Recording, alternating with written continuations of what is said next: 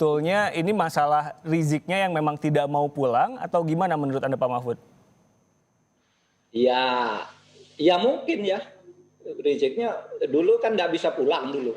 Lalu dituduh pemerintah katanya.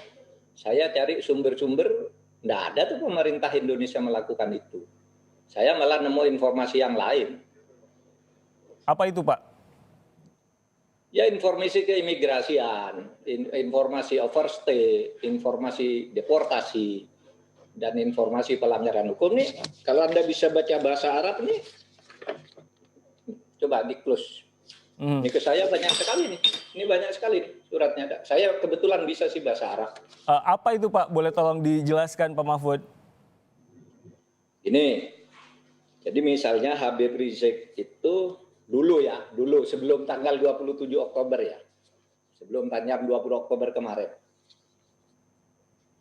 Itu dia dilarang pulang ya.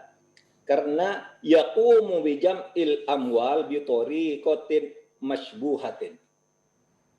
Dia melakukan tindakan-tindakan mengumpulkan harta atau uang dengan cara ilegal.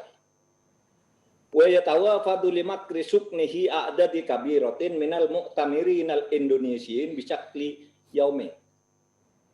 Yaitu ketika dia selalu dikunjungi oleh orang-orang yang umroh Indonesia dari Indonesia hampir setiap hari. Nah itu resmi. Ketika saya dulu bertanya, kenapa sih kok pemerintah Indonesia itu dituduh menghalangi? Kita tidak pernah menghalangi. Lalu dapat jawaban ini. Satu. Yang kedua, imigrasinya ini dalam bahasa Arab juga nih. Identitas imigrasinya dia tercantum di dalam sijil mukhalif. Sijil mukhalif itu data pelanggar undang-undang. Gitu. Nah, di situ dia di Rokmul Mukhalifnya, ya Rokmul Mukhalif nomor pelanggar undang-undangnya dia tercatat nomor 90069566633. Setiap yang bernomor 900 di depan itu adalah orang yang dianggap harus dideportasi. Itu. Nah, bahwa sekarang selesai, iya, itu bukan urusan pemerintah Indonesia. Kan kemarin saya katakan waktu sama Mas Ade Armando. Ya, itu saya sama Ade Armando tuh rekamannya tanggal 25 Oktober, baru ngumumkan dia tanggal 4 bahwa siapapun sesudah hari ini, kan gitu dia bilang, sesudah tanggal 4 itu berarti. Sebelum itu tidak. Karena kita tahu juga, kita kan pemerintah, jadi tahu juga lah ya, sedikit banyak itu gimana sih prosesnya. Kita tahu jam sekian ada di lantai sekian, jam sekian ada di kantor imigrasi lantai 2, di mana di situ tempat mendapat bayan safar itu exit permit, tempat juga mendapat semacam klarifikasi dari masalah-masalah ya. Nggak apa-apa, bagus juga, tetapi jangan menuduh bahwa dulu itu pemerintah yang menghalangi, pemerintah Indonesia, jangan nuduh begitu. Kita nggak pernah menghalangi. Saya hanya itu aja dah, banyak itu salah dokumen-dokumen gitu. Yeah.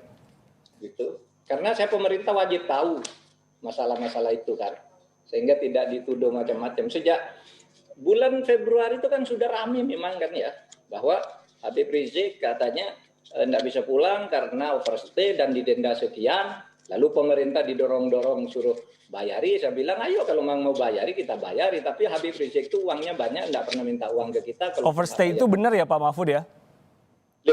Kalau ini di dokumen ini sampai dengan tanggal 20 sampai Oktober lah ya, itu ada tuh. Kenapa saya tanya gitu Pak Mahfud? Saya mengutip data imigrasinya belum dicoret pada waktu itu. Ini saya punya data sebelum berubah. Kalau sekarang mungkin sudah clear saya sudah. Kenapa saya tanya gitu Pak Mahfud? Karena saya mengutip Rizik bilang ini, saya katakan mulai hari ini siapapun termasuk pejabat Indonesia baik di dalam maupun di luar negeri, kalau ada yang mengatakan saya overstay, saya akan tuntut secara hukum. Tanggapan Pak Dia akan Mahfud? mulai hari ini. Dia akan bilang mulai hari ini. Oh, oke. Mulai tanggal 4 kan. Dia clearnya kalau tidak salah tanggal 2 tuh. Ya, ya, ya, ya. Saya akan mengatakannya tanggal 25 Oktober. Dia bilang mulai hari ini. Tapi seumpama pun saya misalnya mau dilaporkan, laporkan. Saya punya data. Malah sebelum ke pengadilan saya buka kalau saya dilaporkan. Kan gitu aja. Ini dalam bahasa Arab nih. Saya punya. Yang bahasa Inggrisnya ada juga. Pak Mahfud, soal kasus hukum Rizik Syihab nanti ketika pulang gimana Pak? Tidak tahu ya, kalau itu urusan polisi ya. Urusan polisi penegakan hukum, saya tidak ikut ke soal-soal teknisnya. Jadi saya tidak tahu. Nanti polisi aja kan. Saya juga tidak tahu kasusnya apa saja sih. Gitu.